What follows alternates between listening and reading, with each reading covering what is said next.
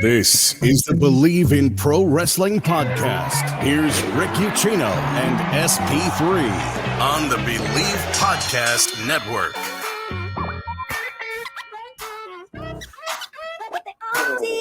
Well, 1 out of 2 ain't bad. So what had happened was it's a busy week. SP3's got a lot going on. I've got a lot going on. I'm traveling to Nashville tomorrow because it's SummerSlam weekend. That's why we're here. So we couldn't figure out a time where we were both available with our special guest here today. So Jeremy Bennett, pitch hitting. I still haven't gotten him in the intro. I need to work on that. But regardless, I'll find time one of these days.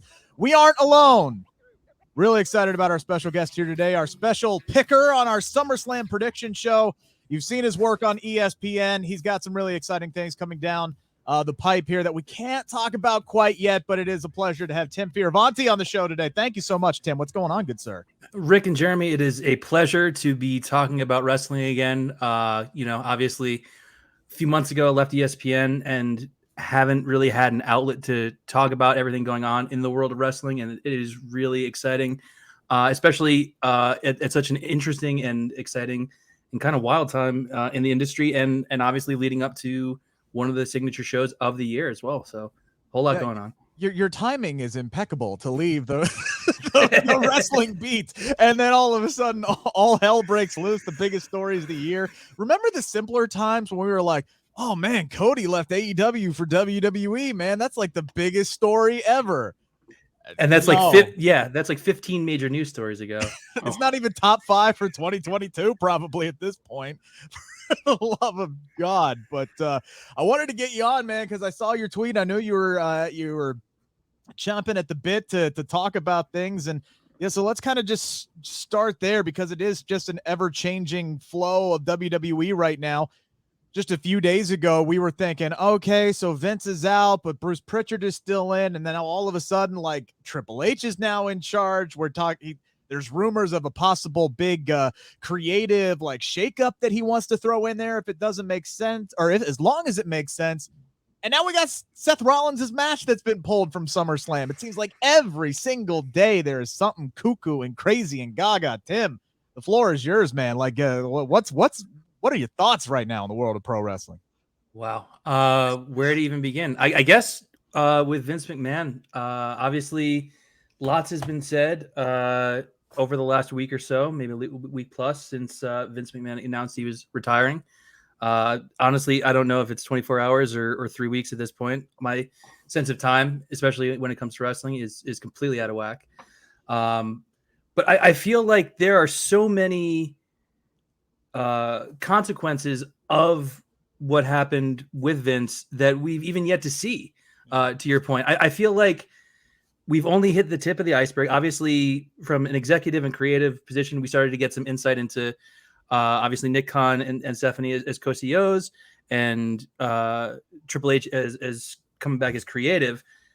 But I feel like from everything we've seen, even in the weeks leading up to Vince's departure, I don't think Vince McMahon would have left willingly unless he knew that something very, very serious was coming down the pipe. And, maybe him stepping away changes things a little bit, and we're going to have to wait and see when it comes to more information coming out from Wall Street Journal. Obviously, there's been lots of talk about a feature that might or might not be coming up on Real Sports on HBO, which, historically has not had a lot of flattering things to say or do with Vince McMahon and WWE. The only thing worse might be John Oliver if he did a bit on this. That might be the only thing that could be worse for Vince. Who could forget the XFL interview with Bob Costas? Basically could have jumped over the table and choked him out. Nobody would have been surprised. Although it was interesting. I was fortunate to go see the 30 for 30 on the XFL, and Bob Costas was in attendance, and it seemed like everything had at least been somewhat cooled over by that point. But that's a matter for another time. I will say, even from a day-to-day on-air content perspective, obviously we've had one version of SmackDown, one version of Raw since everything's happened. I don't think we've seen anything too dramatically different. I mean, little things you could pick out here and there. Up until the moment, as you mentioned at the top, with Seth Rollins tweeting about how his match with Riddle was canceled. And you want to talk about injuries, legitimate or not. I think just before we started here, Triple H had a tweet. I think it's something simple. It's like, I see you or I hear you, something to that extent. And we've kind of hit a moment in WWE where, purposefully or not, the lines between what's happening on screen and off screen is kind of blurry. And historically, I feel like the opportunity to do something big and bold and exciting is something that WWE is leaned into pretty well. But obviously, we're dealing with the first ever instance of them trying to do that without Vince McMahon at the helm. So, obviously, lots of interesting things to come. Yeah, Jeremy, I can't imagine that they have pulled Seth Rollins from the SummerSlam card. Like, I mean, this is Mr. SummerSlam for crying out loud. Like, I don't know how that would make any sense. And Tim, the tweet you are referencing, it was direct, spot on what you said. He retweeted Seth Rollins, who earlier said, "I did everything I could over the last 6 months to earn my spot on this show, but some things are out of my control. Thank you as always for singing my song. They will hear you someday." Triple H retweeting that 13 minutes before we hit record on this, saying, "I hear you!" ! Which to me means he wanted to do something different other than Seth Rollins and Riddle. The injury to Riddle is kayfabe, according to multiple different outlets at this point, Fightful and Wrestling Observer. Yeah. So now it kind of comes down to, all right, Triple H, there are the rumors he wants to do some kind of creative shock or shakeup or kind of stake his claim as long as it makes sense this weekend. Everybody immediately, at least anybody who kind of read between the tea leaves here, knows Triple H loves his NXT guys. They know Johnny Gargano is going to be in Nashville this weekend. I think that seems to be the major hope for everybody, Jeremy, is, all right, I don't care if it makes sense. Give me Rollins and Gargano in a 20-minute banger, and I'm a happy guy. I think I tweeted that verbatim today. But I did too, but I have another idea. And when you look at it, Triple H is going to shake things up.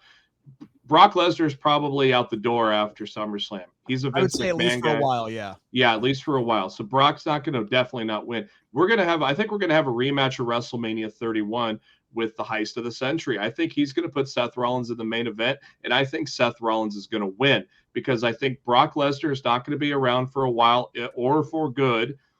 Roman Reigns is already established as a part-timer now after signing the new deal. You don't see him every week. He'll probably be perfectly fine with taking time off. I think now is the time to pull the trigger, finally take the title off of Reigns, and who has been one of the most consistent performers in WWE today, it's Seth freaking Rollins. I think that's where we're going to go with it. I don't think it's going to be an NXT guy, though it would be a tremendous show stealer. But at the same time, I think Triple H saw the writing on the wall. The build to this match, I mean, this is supposed to be a match that probably could have stole the show between Riddle and Rollins, and the build to it has not been that great. And I think Triple H realized that and said, hey, this is a good opportunity to possibly do something bigger at Clash at the Castle and make Rollins and Riddle for the title, and then also add another month of build to it because it didn't really have that good of a build on it.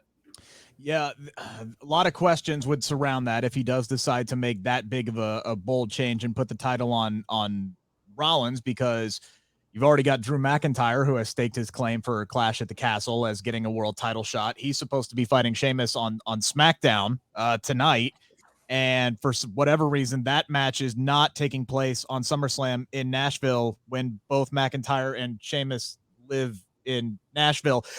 So it's very weird that both of those guys are off the show. Lots of questions there. Tim, do you think Triple H would make that big of a bold change, and especially one like that really doesn't make a whole lot of sense? It's not like Rollins has been winning a ton of matches to just be thrown into the main event. And how would that even make sense if it's a triple threat last man standing match? I mean, I think you're going a lot towards the blurring of the lines between what's happening on screen and what the people know or think they know. There have been far more ridiculous additions, subtractions, stipulations added on the night of, let alone in the week leading up to it.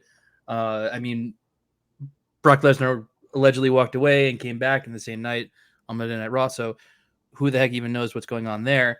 But if you're talking about potential moves for Rollins, I feel like he's one of those Triple H guys.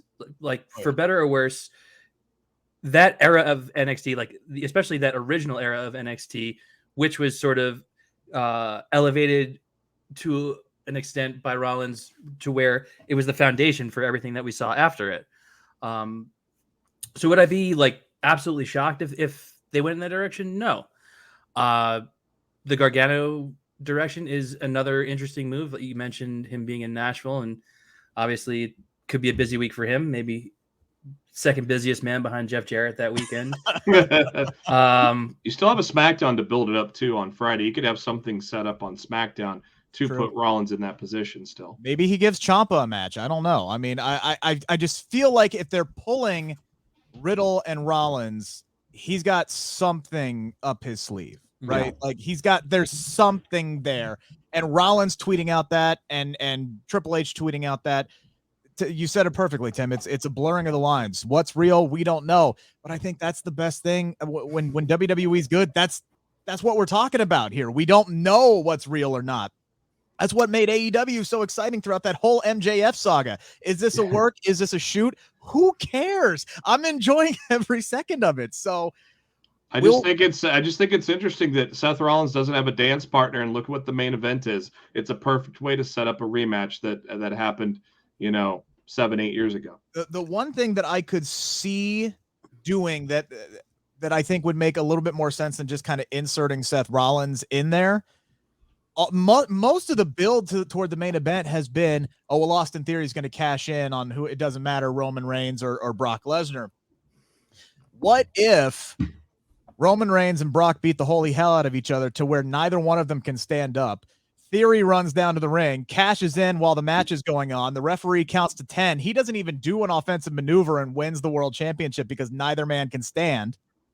And then we get Triple H, who comes out and says, sets up some kind of last minute match with Seth Rollins, and he wins. I could see him doing something like that. Yeah, because I don't think Theory's going to succeed with his cash in, because he was Vince's if he guy. Does, though, it's going to be something chicken shitty like that. Yeah, because I don't think they can really with being kayfabe Vince's guy. And Vince is now out retiring because of the allegations and things that have happened behind the scenes.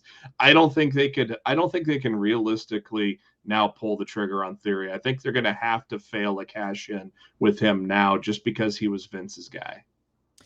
Look, I still think it's pretty evident that WWE is behind Theory because, look, yeah, he got his ass kicked for a full hour. He was on for a full hour. He was still dominated a full hour of Monday Night Raw. So, he was there. That happened. So I think they're still fully behind him 100%. Real quick, before we dive into everything here, all I can say, by the way, is, we recorded this on Wednesday. This is dropping on Friday. We just spent 13 minutes talking about Seth Rollins. I really hope they don't announce a match before then. Got to thank our partners over at BetOnline, the fastest, easiest way to wager on all your favorite sports, contests, events with the first to market odds and lines. Get reviews and news for every league, including Major League Baseball, NFL, NBA, NHL, combat sports, esports, even golf. BetOnline continues to be the top online resource for all of your sports information, from live in-game betting to props and futures. Head on over to BetOnline today. Use your mobile device. Join today.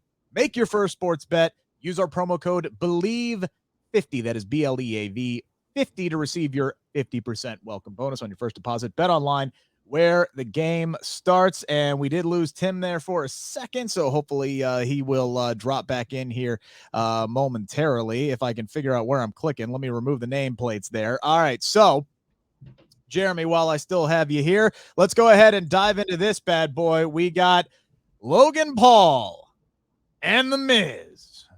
This is an official match that is going down. I don't know why, I don't know how, but WWE decided that the best course of action for this feud was to make Logan Paul the babyface and keep Miz the heel, and it hasn't really worked. The setup on the Go Home episode of Raw was a total cluster. I mean, just a mess all around with the tiny balls and Maurice's purse and everything. Tommaso Ciampa did a better job of setting that up on Raw Talk with a 60-second promo than they did filling everything out with that whole 10-minute segment in the third hour of Raw on Monday. They should have just done the brawl to open the show, have Tommaso Ciampa cut that promo. Done. I would be much more excited for this match. That said, Logan Paul was really, really good at WrestleMania. Had the crowd eating out of the palm of his hand. As a heel, though, I don't know who the fans are going to want to cheer for in this match. How do you see it going down?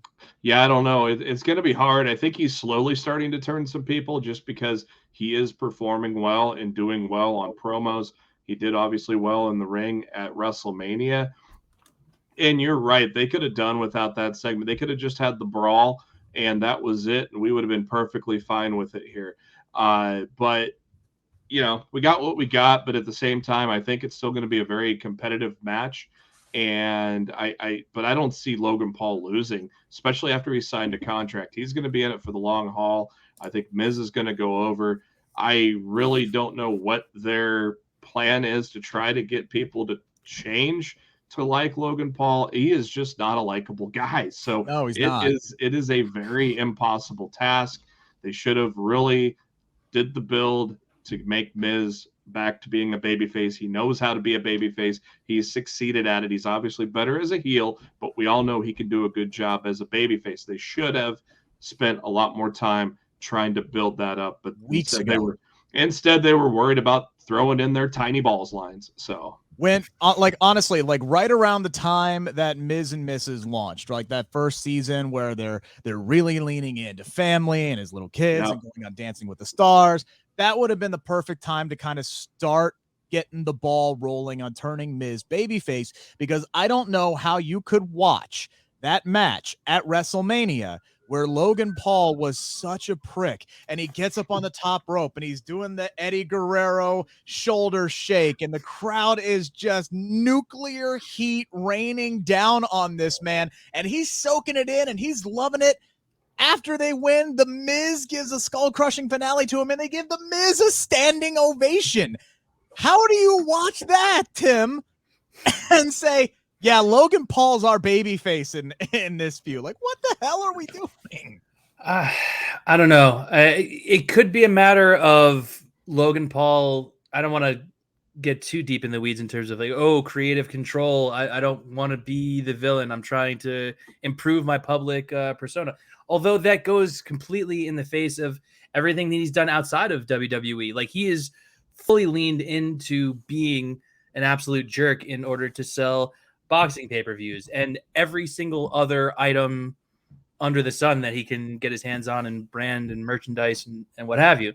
So you're right. It does feel unusual for him to be not set up as the villain here. There's always a chance that by the end of the match, I mean, The Miz is an absolute professional. He can get in there, feel what the crowd is giving him. And if he's given that leeway, I feel like he can kind of turn into it.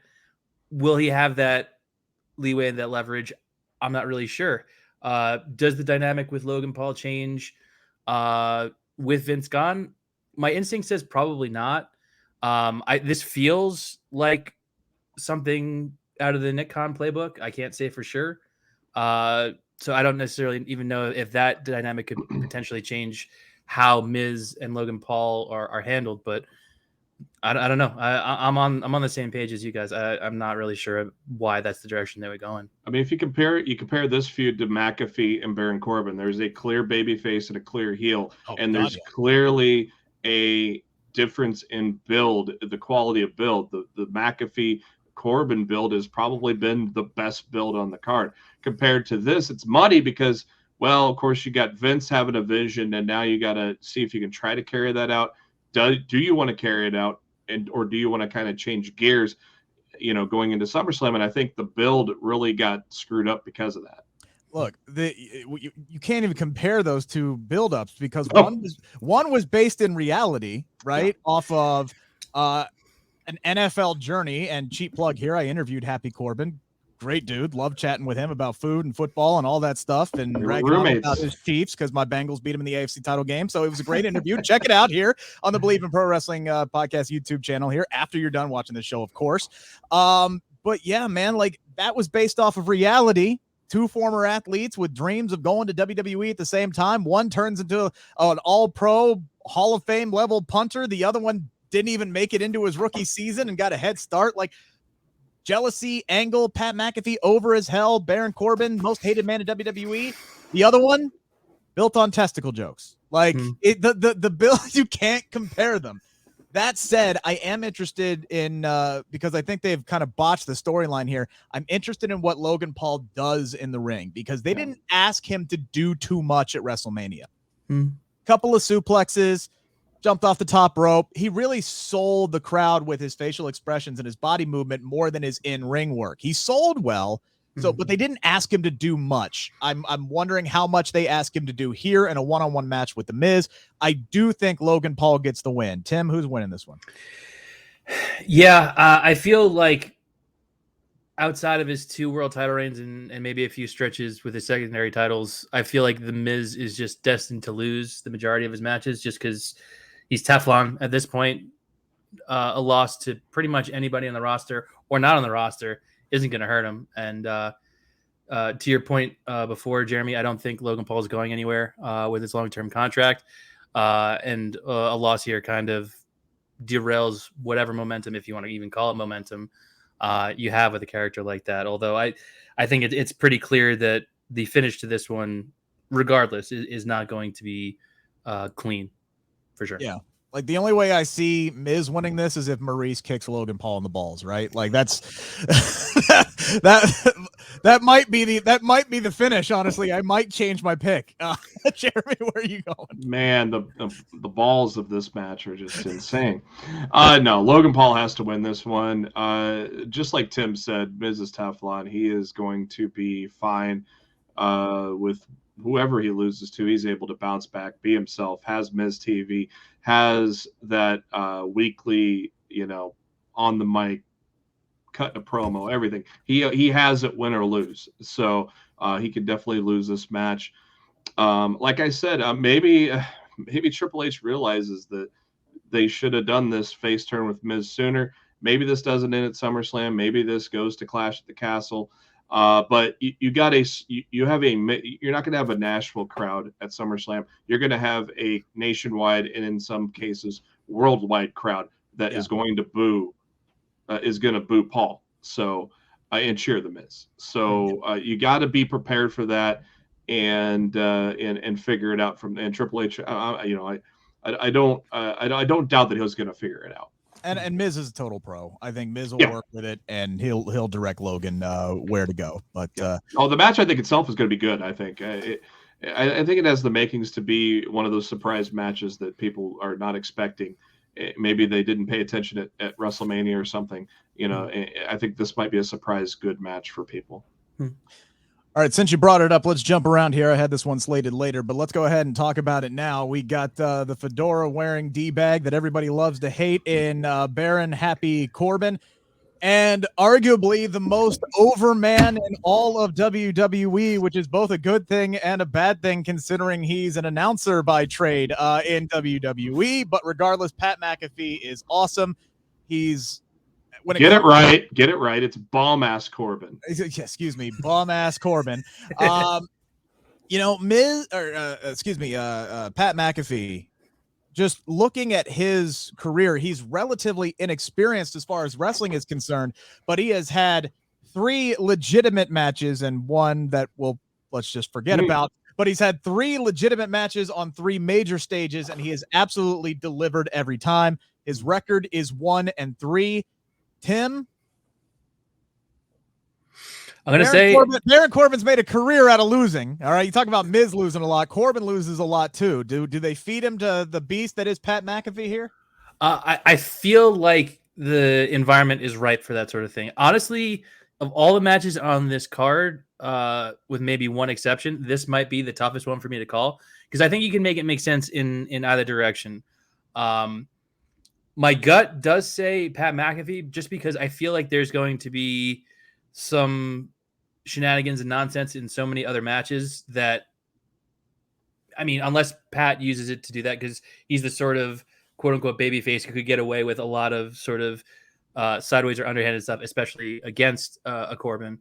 So my gut says McAfee, and I do think that it's going to be a very good match. I feel like there are a couple guys on the roster right now, Corbin and Damian Priest in particular, who, when they're put into a certain kind of match, no matter what style or type of opponent they have, they can turn around and have like a very exciting match, even though it could be a different match every time out.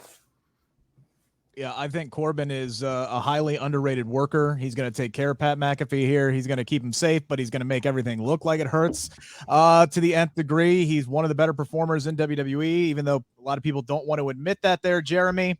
Oh, I've been a fan of Corbin since NXT. I've always liked his style and all throughout. And he's the best heel on the roster. I'll tell you and what. He's a good dude too, which is really weird. Like, I don't know why he's so hateable in public. Like, you talk to the guy one-on-one and he's just. Which is weird because the lone wolf gimmick was over in NXT with the NXT universe. And that was an over gimmick. But then, ever since they put him in with the corporation, that's where it just stuck and they just always booed him.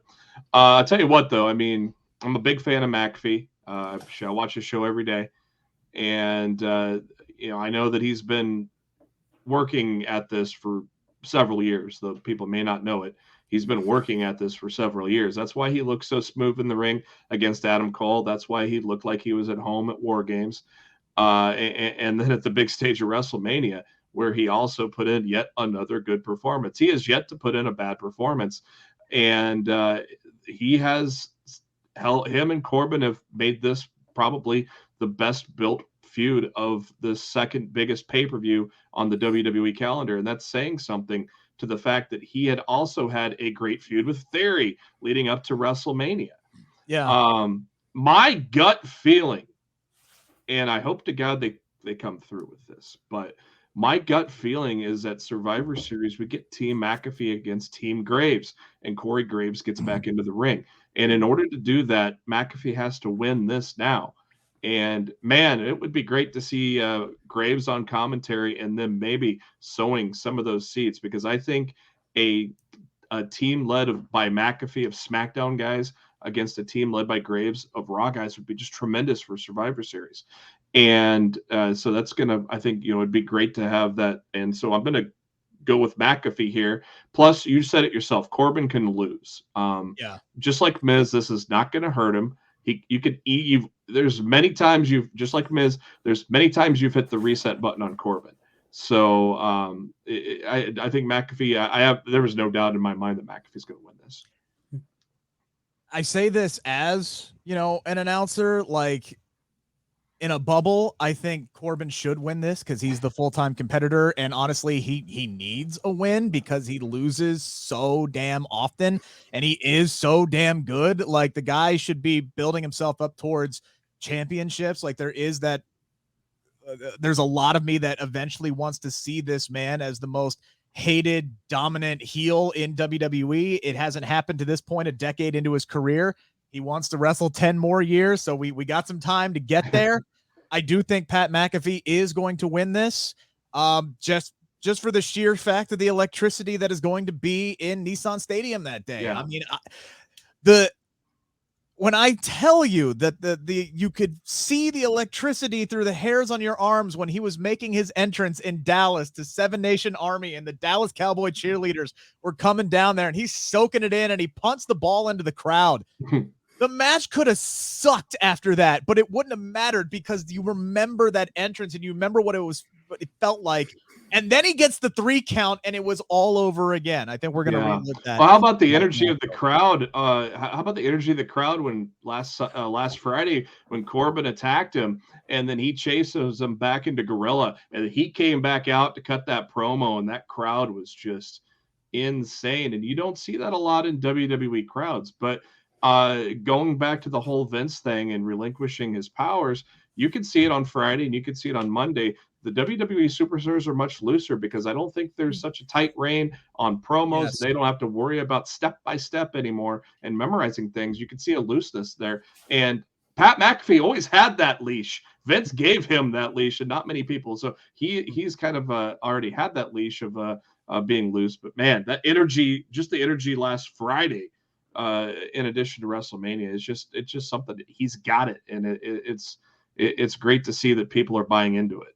100% agree with that assessment. That's like the biggest thing that I could tell, because these are still Vince's last two shows, Raw and SmackDown. At least the scripts were. I think you could tell that it wasn't ripped up last minute and rewritten right. as the show was still going on. There's a flow. Yeah, there was a flow, but I agree with you. Like, you could just tell the performers, there was like a weight that was lifted off their shoulders. Like, it was just, it was a more fun, easy, loose atmosphere from Xavier Woods, dropping New Japan and Ring of Honor and saying, F it, I'm the king of the ring on commentary. Doesn't matter. No one's here. And and Paul Heyman going, all right, sound guy, you're the next one who's out of here. Remember the two biggest superstars in WWE history, Stone Cold Steve Austin and The Rock. Who are they? They are amplified versions of themselves that were not scripted. They were let loose, and they were themselves, and that was what succeeded in WWE. And somewhere along the way, Vince forgot about that. So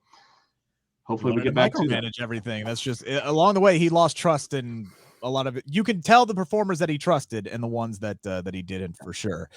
All right, if there is a group that is in dire need of solid creative footing, it is Judgment Day. They have been all over the map.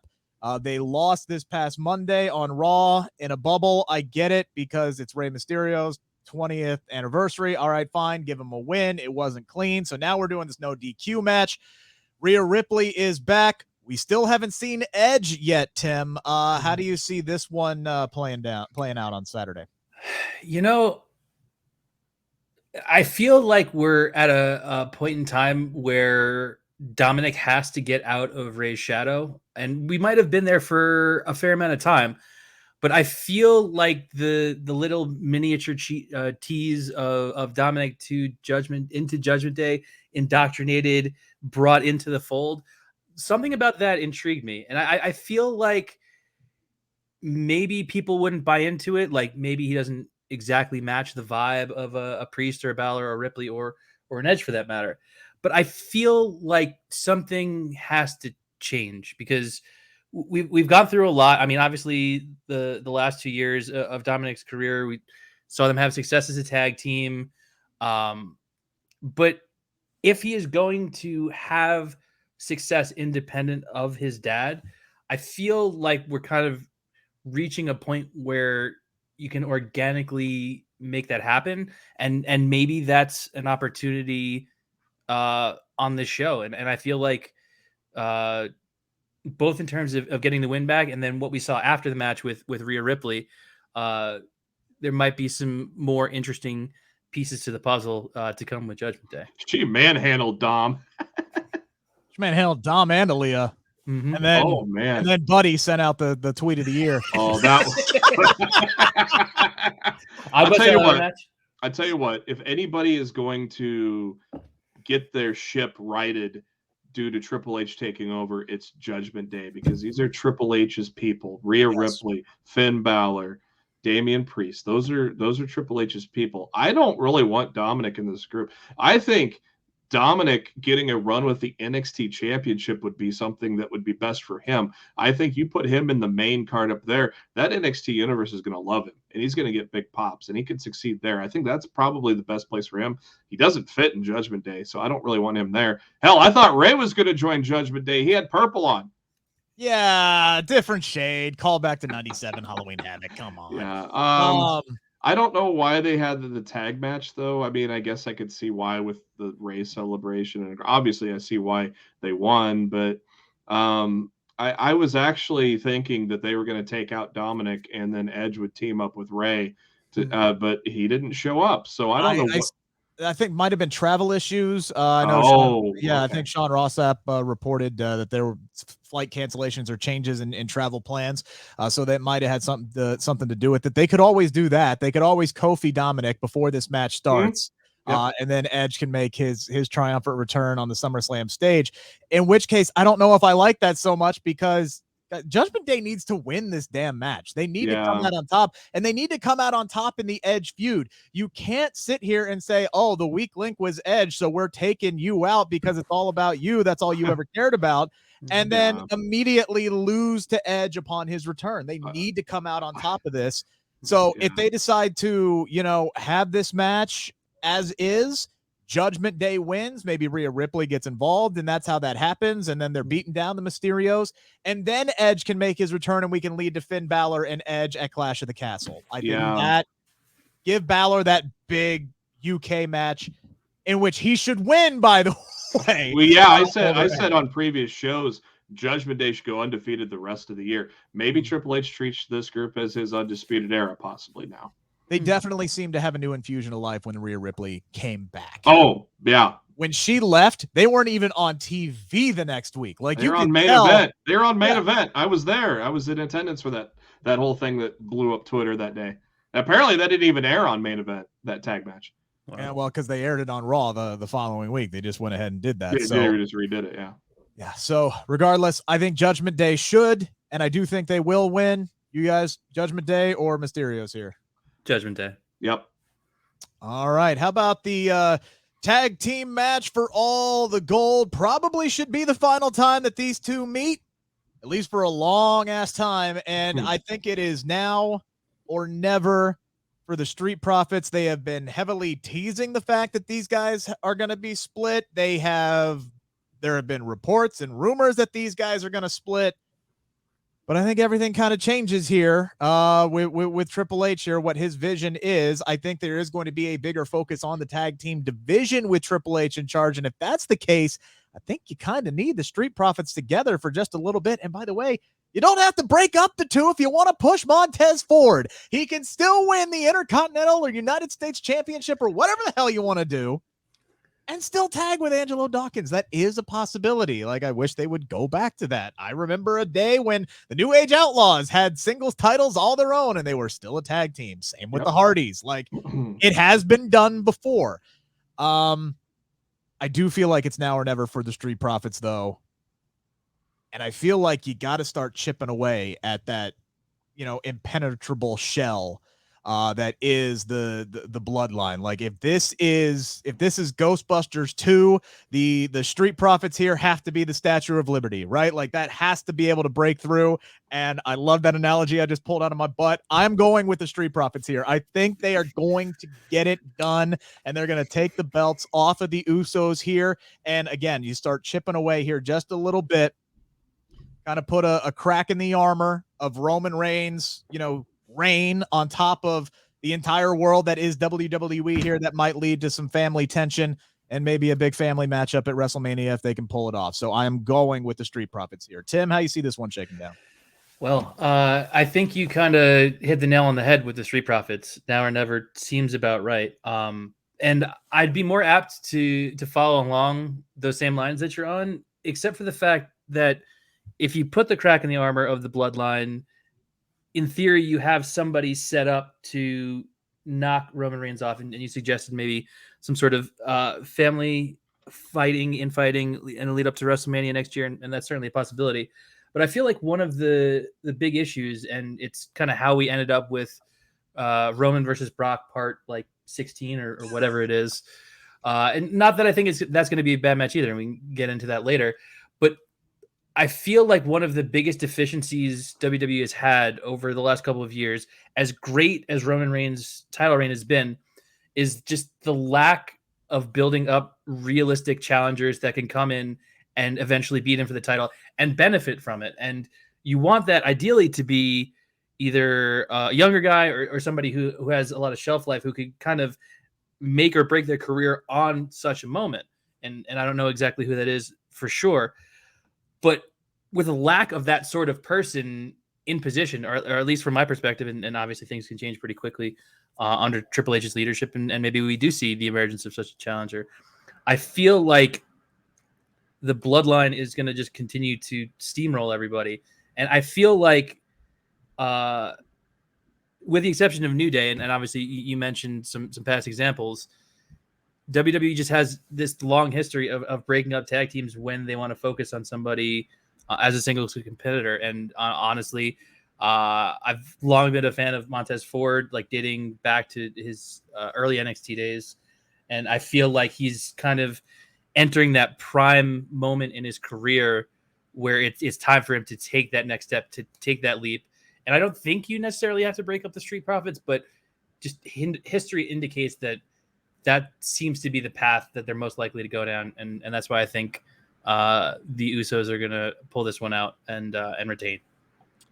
The only issue I see with that, Jeremy, as far as the Usos retaining, is where do they go from here? Because if you look at the landscape of the tag team division, you have two babyface tag teams, and they're the ones that have been feuding with the Usos for the entire year. It's the New Day and it's the Street Profits. Yeah.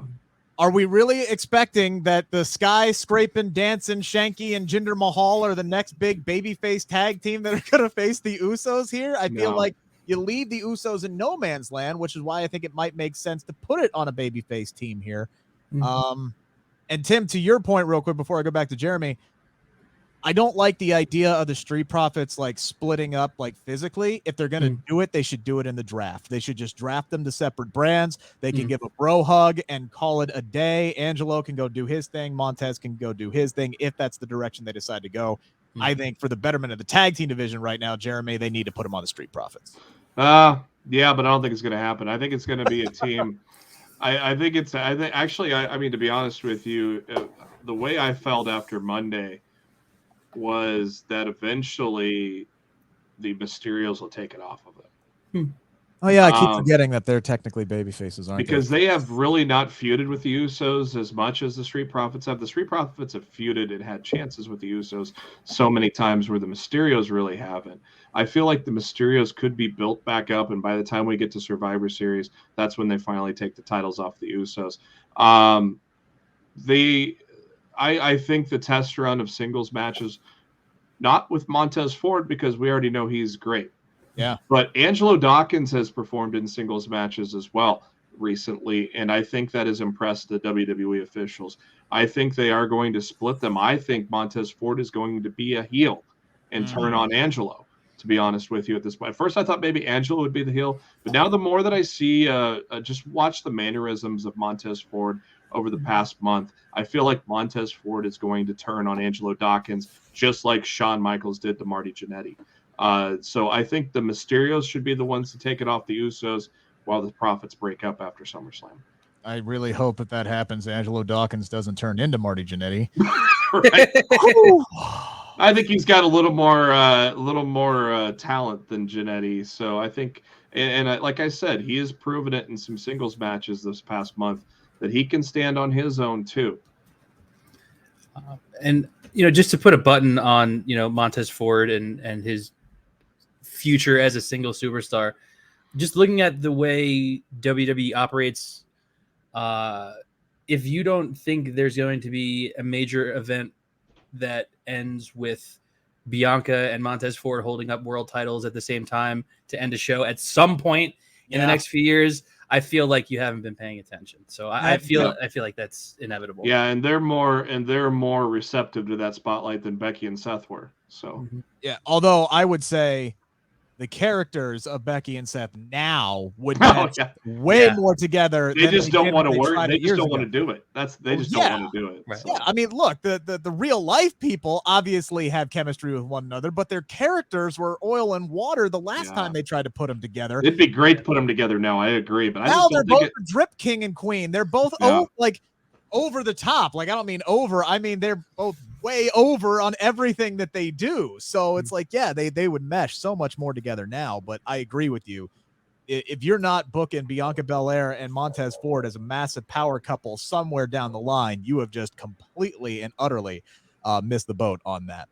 Oh, and also we failed to mention, although I did briefly say it before, Jeff Jarrett. I don't know what kind of role he's going to have in this match as a special guest referee, but I don't think he's going to be in there for no reason whatsoever. So, I mean, you mean to tell me he's not going to call this one right down the middle? Or is that what you're telling me? I mean, I'm just saying history points to Jeff Jarrett maybe trying to make this match about himself. After the loss, Jeff hands Montez the guitar, nods his head, and Tez just rocks Angelo with the guitar. No, actually, I was kind of hoping that like we'd see Dawkins just kind of hand Jeff Jarrett an envelope, and then he turns his head the other way as they smash one of the Usos with a guitar. They pin him. Like, that's how I would want that. I know that's not like a baby face like thing to do, but screw it. It would be hilarious to that. But there's also the option that Sami Zayn gets involved in this one as well, the honorary Us. So there's a lot of wild cards at play in this match. This one's interesting. It feels like the build to this match has been non-existent because Austin Theory hasn't really been feuding with Bobby Lashley, which makes me wonder why they gave him this rematch in the first damn place. But he has promised to walk out with all the gold, all 3 titles this Saturday. Tim, do you see that happening, at least starting with the United States Championship? In a word, no. And this isn't a shot at Theory, but you're right. This is kind of backwards. Historically, in these types of situations, you'd see somebody like Theory walking in as champion, lose the belt, and then come back at the end of the show and potentially win or even cash in and lose and just have a disastrous night a la Corbin. But I don't see it happening. There's a couple different ways I think this match could go. I think all of them result in Bobby Lashley still holding on to the U.S. Championship. I feel like that title is a good fit for where Lashley is right now. I think he's doing pretty well with it. I feel like he's in a very comfortable moment in his career. And I don't mean comfortable like, oh, just like baseline stasis, what have you. I mean, I feel like he's really he came into his own, obviously, during his world title reigns and that sort of thing. But I feel like he can take that title and make it feel more important than it's been. Whereas I feel like, to your point, Theory has very much been entwined with Reigns and Lesnar and the Usos and all of that mess, especially in the last couple of weeks. My gut is that Lashley wins, and potentially Lashley wins in such a way to make Theory unable to do something or appear to be unable to do something later in the night to at least, add a bit more mystery to what happens in the main event. Yeah, and I mean, typically before they are definitely booking Theory the way that they typically do the Money in the Bank winners, where they will just beat them down. I mean, other than the women who don't get to hold on to it for more than like 8 minutes. He's 0-6 since winning the briefcase. Right. Never forget, like the same night that Rollins cashed in and shocked the world, he lost to Randy Orton in the opener of the night. So I mean, Great they always, RKO. yeah, the greatest RKO, maybe the second greatest RKO of all time to Evan Bourne. But it's like, they just beat these dudes down. I think Lashley's going to kick the ever living shit out of Theory. I don't even think this is going to be close. I think Lashley just dominates him from bell to bell.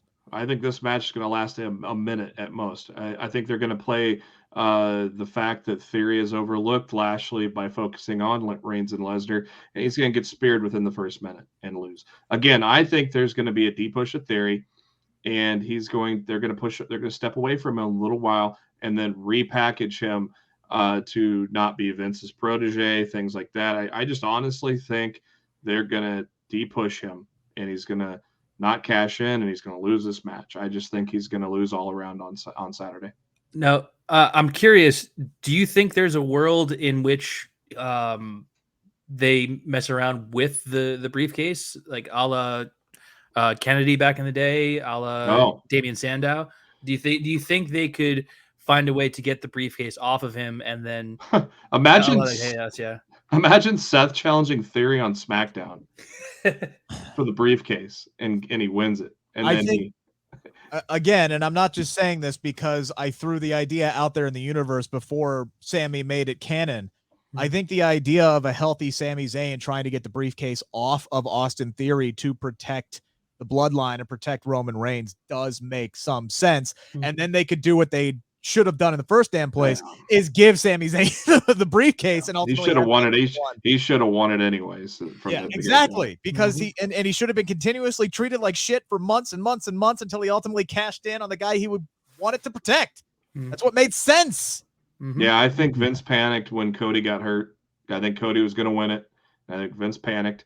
I think it was Meltzer who said that they basically put it on Theory so he could unsuccessfully cash in and just get rid of that, much like they did with Brock winning the Royal Rumble. Like they didn't want that being a hurdle that they had to clear. Nothing like treating your big matches like they matter than treating them like, oh, a hurdle we have to clear to protect Roman Reigns. Jesus Christ. Thank God Triple H is in charge at this point. All right, we got we got 3 big matches left. They are our world title matches, and I know for a fact that this one match will have my heart beating from bell to bell, because I am absolutely 100% worried here that Liv Morgan may be going down the same path as Nikki ASH did last year. She has worked way too hard for way too long. The crowd loves her. They were thrilled that she finally got this. I really hope this is more than just an Atta-girl title run here. And, we're not just going to sit here and do what we did last SummerSlam, where we have your 2 top established stars walking out with all the gold. It should go the other way this time. I cannot shake this feeling that Ronda Rousey is going to win the SmackDown Women's Championship on Saturday, and that's who I'm picking. I am rooting like hell for Liv Morgan, but I don't know. I don't know. Triple H booking that now as the wild card. Let me ease your mind, Rick. Let me ease your mind. Okay, go ahead, Jeremy. I think Ronda's taking time off because you said that after Money in the Bank. I did, but I mean, I don't know why they're doing the rematch, but I think she's taking time off. I mean, she did not. She came back 4 months after having that baby. I think she wants family time. Obviously, I thought she should take time off after Money in the Bank, but obviously, you got to have the big star for the big show. So now maybe that's the where she takes time off. I think Liv retains though.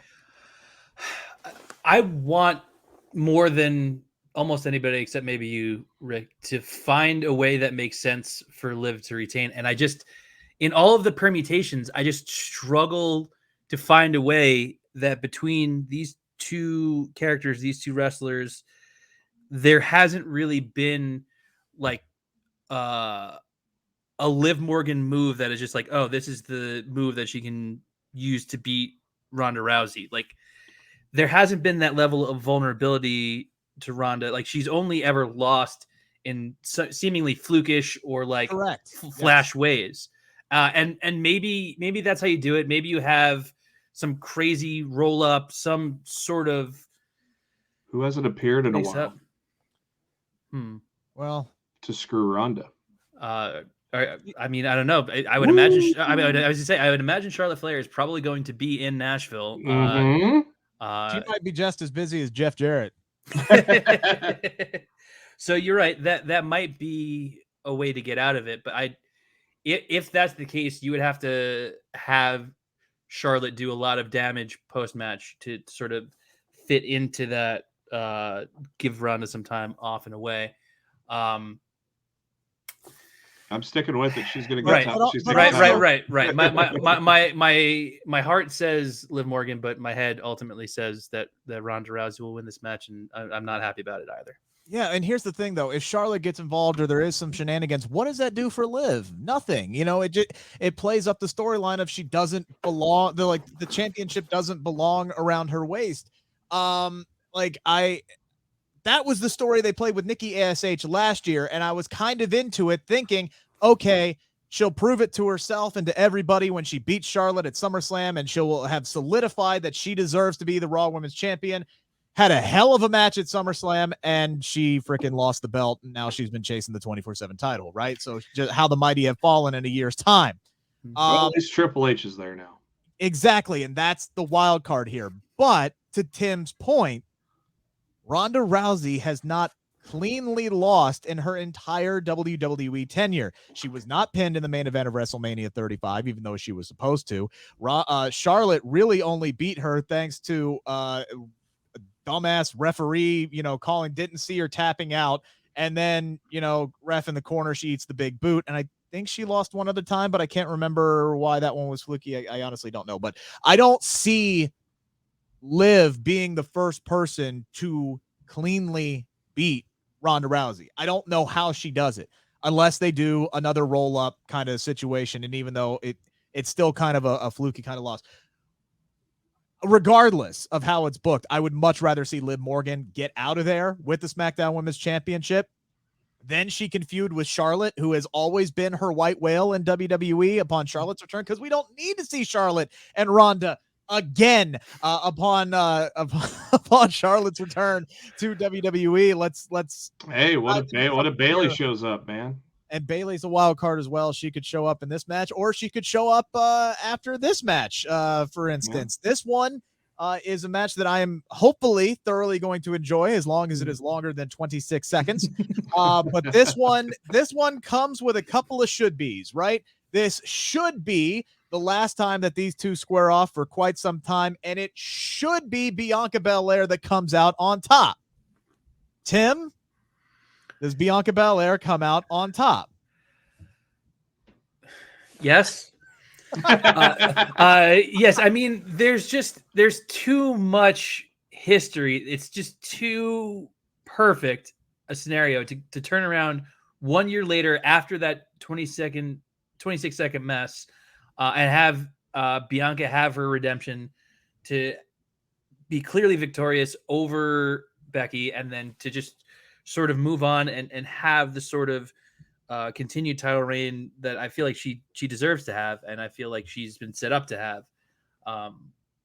And listen, you're probably not going to get a much bigger Becky Lynch fan than me, and I don't necessarily know what direction she could go in after chasing the title, but I just feel like you could potentially be doing irreparable damage to Bianca Belair if she were to lose this match, especially if she were to lose this match in a clean way. Man, as many times like a couple weeks ago, they kept saying 26 seconds, 26 seconds, 26 seconds. It makes me think Bianca Belair is going to win in 25. It just so they could have that narrative. That's the way I've been feeling the whole time. Look, that doesn't need to happen, right? No, like, she already got her revenge for that.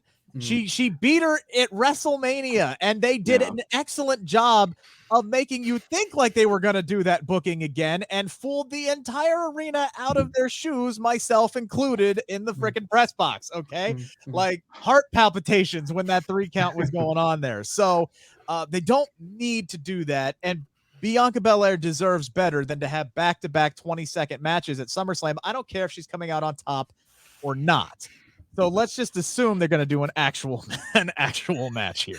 It's like shades of Bryan Danielson and Sheamus at WrestleMania for the United States Championship. But you know what? I can't feel bad for Daniel Bryan, because at least he got to kiss AJ Lee. Right. Yeah, I just think it's that full circle moment to have the rematch at SummerSlam, to where Bianca can't lose this. So I don't think she's going to. I don't think she is, but Becky has kind of gotten to that point where she's kind of like Charlotte. I'm not going to be shocked if and when she ever wins a title at this point, because she's just reached that upper echelon. And look, Becky, I feel like, I don't know this for sure, right? But Becky seems to be more like a Triple H girl than Bianca does. Like, you know, you have the 4 horsewomen of NXT. Like, I feel like Triple H, those are his girls. Right, I feel like he had a chance to put the belt on Bianca a lot, never did in NXT. Yeah, I don't know why that is. I'm just spitballing here. But look, it should be Bianca. Bianca should then move on to face Rhea Ripley at Clash of the Castle. That should be the direction they go. That's what they were supposed to do at Money in the Bank before she got hurt. And I wouldn't mind if Rhea Ripley is the one that beat her for the title. I want to see those two throw down. And then you can revisit Becky Lynch and Alexa Bliss, because that's a feud that I really would like to see revisited, because as good as it was in 2016 and 17 and revisited a little bit in 18, I think both of those women are so much better now than they were back then. I want to see them go at it in 2022. Lastly, our main event. For the love of God, hopefully for the last time ever, Roman Reigns defends the undisputed WWE Universal Heavyweight Championship of the world against Brock Lesnar in a last man standing match. Let's assume Austin Theory doesn't get involved here, unless you honestly think that's going to happen, Tim. How do you see this one's going to shake out? If it's not Roman Reigns, then I feel like we're just kind of in the Twilight Zone and we're never going to escape. We're gonna get we're gonna get 5 more of these matches at every major show between now and SummerSlam next year. I mean, there'll be a WrestleMania rematch and a rematch in Saudi Arabia and rematch in Europe somewhere, and once in a lifetime. Exactly. 12 times in a lifetime. No, I think Roman Reigns continues his streak for any number of reasons, not limited to the fact that, to your previous points, I don't think we see Brock Lesnar, at least for a long time, if not for good. I just feel like he is the epitome of a Vince guy, especially during this sort of second half of his career, just sort of dropping in for major moments, collecting his paycheck, and then going back to his farm in Canada. I think Roman Reigns wins. I think with this stipulation, Brock is going to face the entire artillery. I think there's a scenario in which Theory gets involved, but then gets sidelined himself and can't even cash in. I think the Usos get involved almost certainly. Sammy can get involved. Yeah. And Brock Lesnar is a guy who has not had any allies on the roster, so he naturally can just go one on a million and probably hold his own for a while, but eventually succumb to that sort of numbers game. I think there would be poetry in Sammy getting involved here as opposed to the Usos match, just for the simple fact that the one time that Sammy ever had a shot at winning the Universal Championship, Brock Lesnar did him absolutely dirty and screwed him out of it. So you could kind of bring that whole angle full circle there. I don't know how many people would remember that, although that was one of the best memes in the world where Brock just put his arms around Sammy and they're both looking off into the distance. But it has to be Roman. Like, it has to be. There's nothing else I could say at this point. It has to be Roman. I think this match will probably go 10, 12 minutes, maybe shorter, if depending on how much Brock wants to work. And something major is going to have to keep him down if it's going to be that short. But the WrestleMania match wasn't that long, surprisingly to me, which ultimately is why I feel like it felt a little bit flat, is because I wasn't expecting it to end so quickly. So this one might go a little bit longer, but it's got to be Roman. I don't think Brock's sticking around, Jeremy.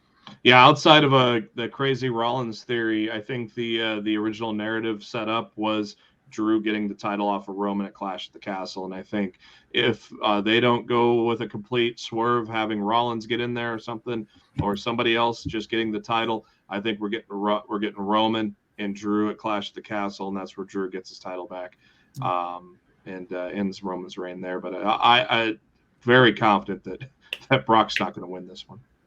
I would be absolutely stunned. Real quick as we wrap up, any kind of major spoilers, surprises, predictions that you guys might want to throw out there with that? You gotta let's just say deep down you got a hunch something might happen, but you're not going to fully guarantee it here. Because I'm thinking back to last year, when wasn't it John Cena who showed up at SummerSlam at the end of SummerSlam last year? Or no, it was Brock who showed up after he beats John Cena. So could we see something like that? A major return, an electrifying return, maybe to set up a match a few months down the road, anything like that? I feel like this is going to just kind of be a show that, with a couple of exceptions, just kind of closes the chapter of this current iteration of WWE. I feel like there's a couple of loose ends left to tie up. I think where you're going to see the sort of craziness that I think we've come to expect from, major events in WWE is going to be that night after. I feel like we might have like a night after WrestleMania type night following SummerSlam. I feel like if you're going to get a return of Gargano, or if you're going to get a major character change or return, a la Bailey, you're going to see it on Monday night, and you're going to kind of try to take the momentum of a solid show that kind of puts a bow on some things, write Brock Lesnar out of the story and what have you, and then you have a fresh start on Monday night. That would be nice to get a Raw after Mania this year, because we sure as hell didn't get one back in April. Jeremy, any bold predictions, sir? No, not outside what I already said, but that somehow Seth Rollins gets into that world title picture and really changes up the trajectory. Maybe if Triple H, what he said was true, that he's going to shake some things up. I agree with Tim that I think a Bailey or a Gargano, those are going to be saved for Raw or SmackDown afterwards, where they do reset, because there's not really a place to really put them in right now. So that the big surprise would be throwing Rollins into that title match somehow, and Rollins walking out as champion after SummerSlam. Though I don't believe it. I still think it's probably going to be Drew and Roman at Clash at the Castle. A lot has happened in the past 2 months. A lot has happened. Everything's up in the air. It's so unpredictable at this point. And you know what? I kind of like it. Yeah. I love the fact that we're now sailing into uncharted waters and anything could happen at any moment because there's a new sheriff in town. The only major return that I could realistically see happening is Bayley, but like you guys say, I don't know where she fits. Yeah. I don't know if like Becky gets beat in 26 seconds and then she gets on the mic and demands another match and then Bayley shows up there. Like I just don't know. That would be cool. It would, but again, I don't want Bianca to have back-to-back 20-second matches at SummerSlam. I don't care if she's won or not. Regardless, I think this is going to be a good show. WWE tends to deliver on the premium live events. Mm-hmm. Let's just hope moving forward the builds are as good as the premium live events. Tim, we appreciate your time today. I know you have some things that you'd like to tease and that are in the works right now, but we can't really dive into that. So just kind of tell folks where they can expect to hear the big announcements here coming soon. Fair enough. Like I said, like you mentioned, I have some fun stuff that should be announced in the next few weeks that I'm very excited about. You can just kind of follow me on Twitter. I think it's right there. Yeah, Tim00. And in general, I don't have anything to plug in this very moment, although I will shout out my my good friend Mark Raimondi. He put out a very good piece on Ric Flair's last match, and he's been doing a pretty good job with coverage of the craziness currently going on at WWE. He's doing that obviously for my old employer ESPN. It feels weird to shout out those little guys over at ESPN, but I do think it's awesome when wrestling stuff still gets done over there, and I'm just beyond being his friend, I am a big fan of the work that Mark does when it's wrestling, and obviously his main stuff with MMA. So I will drop that there. All right, sounds good. Jeremy, you launched a Twitch channel here recently, didn't you? TikTok. TikTok. All right, TikTok, tell the folks where yes. they can find you. No, I don't dance, but I've had a TikTok forever, and I've not. Why not? It. I don't know. I have not used it. Well, I've used it, but not just to watch videos of basically dogs and cats. But now I've uploaded videos. I've started uploading videos. Wrestling Takes. I've got 2 right now. I did a lengthy one with Vince and Triple H, but they're going to be a little shorter. Like Wednesday nights, I dropped one on the Seth Rollins situation, which I talked about with the news that broke today. So just follow me on the TikTok at JB Huskers. Gonna get that. Gonna try to work a daily or every other day type of deal. I'm gonna do a Pat McAfee one coming up here pretty soon as well. Very good. Guys, we appreciate you tuning in. Make sure to hammer that thumbs up. Make sure to hammer the subscribe button. Closing in on 400 subscribers, which is great considering we just launched this channel in January. Thank you guys so much for tuning in. Got a lot of good stuff up right now. Check out my interview with Happy Corbin. Check out my interview with Athena. Check out my interview with Renee Paquette. And while you guys are watching this right now on a Friday morning, I am at the SummerSlam press junket getting more interviews to throw up on this channel. So make sure to hit that subscribe button, turn the notifications on. We got tons and tons and tons of good stuff coming your way. Guys, thank you so much for your time. Appreciate everybody who was watching. This has been a special edition of the Bleav in Pro Wrestling podcast brought to you by Bet Online.